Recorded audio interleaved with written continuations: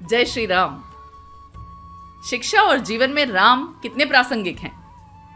शिक्षा वही है जो चरित्र निर्माण करे, और जब सच्चरित्र की बात आती है, आदर्शों की बात आती है, तो राम से बेहतर उदाहरण क्या हो सकता है।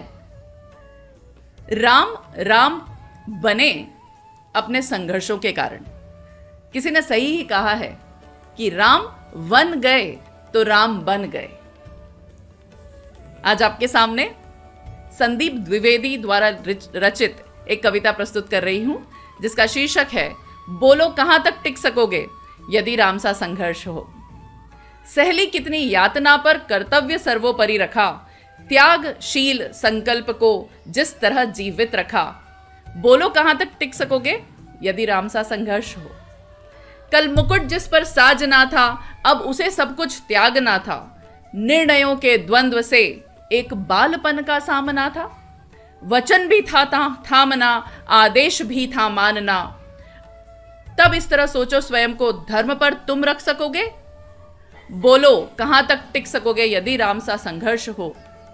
प्रज्ञा तो बस राम की थी, दुनिया उसे तो जप रही थी। वचन ही था तोड़ देता, धर्म ही था छोड़ देता, पर पीढ़ियां क्या सीख लेंगी। राम की चिंता यही थी। हो छिन रहा एक क्षण में सब कुछ, सोचो एक क्षण क्या करोगे। बोलो कहां तक टिक सकोगे यदि राम सा संघर्ष हो।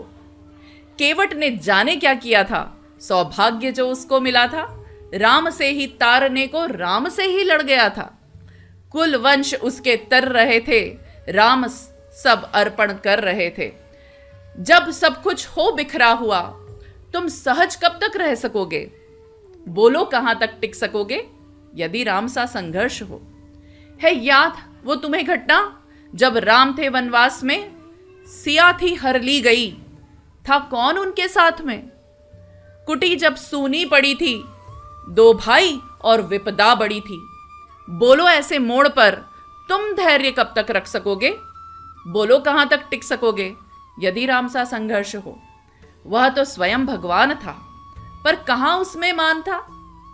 किरदार भी ऐसा चुना जिसमें सिर्फ बलिदान था। मर्यादा के प्राण थे, रघुवंश के अभिमान थे। श्री राम के अध्याय से एक पृष्ठ हासिल कर सकोगे। बोलो कहां तक टिक सकोगे यदि राम सा संघर्ष हो। व्यथा इतनी ही नहीं है, कथा इतनी ही नहीं है, कुछ शब्द उनको पूर्ण कर दे। राम वो गाथा नहीं है। जब तपे संघर्ष में तब हुए उत्कर्ष में, क्या तुम भी ऐसी प्रेरणा पीढ़ियों के बन सकोगे। बोलो कहां तक टिक सकोगे यदि राम सा संघर्ष हो। श्री राम को प्रणाम। जय श्री राम।